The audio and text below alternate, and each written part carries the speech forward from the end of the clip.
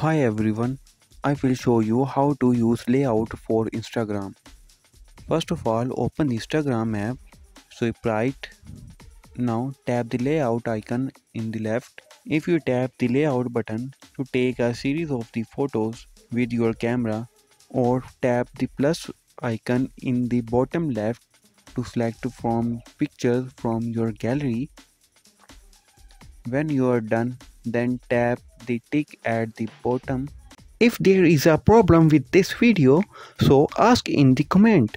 Any problem related to social media and internet, let us know in the comment bar so we can make a video on it.